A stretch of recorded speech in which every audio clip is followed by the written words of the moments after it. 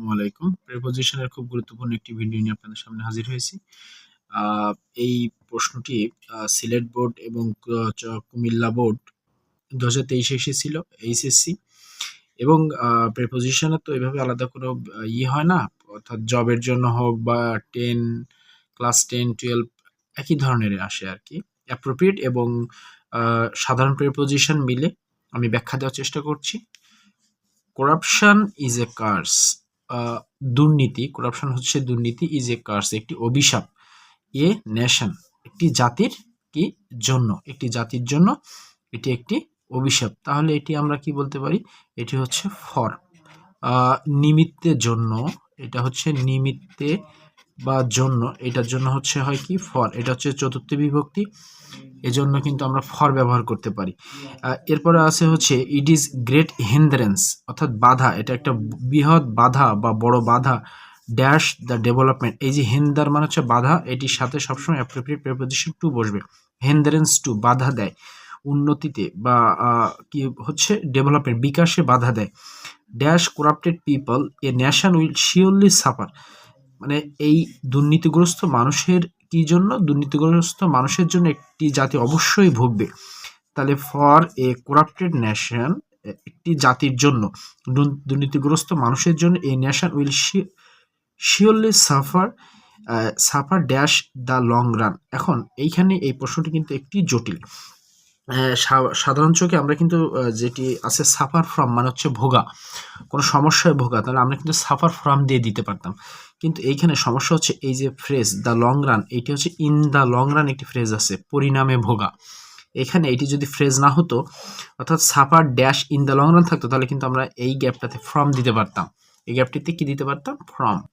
তাহলে in the long run একটি phrase, এই জন্য এখানে সাফার ফ্রম না হয়ে কি হয়েছে, in the long run. Corrupted people are hated, দুর্নীতিগ্রস্ত মানুষ এই হেট বাই অল, সকলের দ্বারা, এই যে দ্বারা দিয়া কর্তৃক বাই, হ্যাঁ, মানুষের দ্বারা হচ্ছে বাই বা বস্তুর দ্বারা হলে উইথ, তাহলে হচ্ছে হেটেড বাই অল, সকলের দ্বারা কি হবে, ঘৃণিত হবে। The common mass have no good feeling, তাহলে সাধারণ মানুষের বা সাধারণ জনগণের নো গুড, ভালো কোনো ফিলিং অনুভূতি নেই, কি নেই, তাদের জন্য এইটা হচ্ছে ফর বা ফর দেম, যেহেতু তাদের জন্য কোনো অনুভূতি নেই, এই যে জন্য আবার কি নিমিত্তের জন্য, তাহলে কি তাহলে এখানে হচ্ছে আমার ফর, এটি হচ্ছে ফর। এরপর হচ্ছে দে আর ডিভয়েড অফ, এই যে ডিভয়েড অফ মানে হচ্ছে বর্জিত, তাহলে এটা হচ্ছে তারা এই অনেস্টি অ্যান্ড পিউরিটি, বিশুদ্ধতা এবং সততা, মানে ডিভয়েড অফ এটা বর্জিত, অর্থাৎ তারা এটি গ্রহণ করে না। ডিভয়েড অফ এটি হচ্ছে অ্যাপ্রোপ্রিয়েট প্রিপোজিশন, ডিভয়েড অফ। এরপর হচ্ছে দে ডোন্ট অ্যাবাইড বাই, তারা abide by appropriate preposition, abide by মানে হচ্ছে মেনে চলা, অ্যাবাইড বাই হচ্ছে একটি appropriate preposition. The social rules morality doesn't have any impact on, এই যে ইম্প্যাক্ট অন মানে হচ্ছে প্রভাবিত করা, তাহলে প্রভাব খাটায় না। দেশ ক্রিমিনালস, তাহলে এই যে নৈতিকতা মোরালিটি তাদের উপরে কোনো প্রভাব ফেলে না। ইম্প্যাক্ট অন এটি অ্যাপ্রোপ্রিয়েট প্রিপোজিশন, দেশ ক্রিমিনালস এই অপরাধীদের উপরে।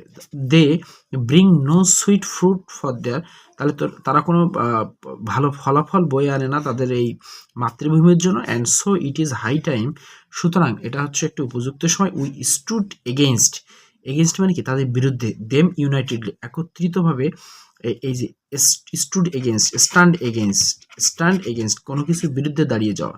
তাহলে আমাদের সবার উচিত কি, এটা উপযুক্ত সময় যে তাদের বিরুদ্ধে দাঁড়িয়ে যেতে হবে, তাদের জন্য আমাদের সংগ্রাম করতে হবে, দেশটিকে দুর্নীতিমুক্ত করতে হবে। তো এইভাবে প্রিপোজিশন কিন্তু শেখা যায়। হ্যাঁ, আপনি সাধারণ প্রিপোজিশন ক্লাস 11, 12 বা জবের জন্য কিন্তু ওই 80-র উপরে 1, 80-র নিচে ইন, এরকম আসলে করে হবে না। এভাবে প্রশ্নের সাথে সাথে মিলে আপনাকে পড়তে হবে। ধন্যবাদ।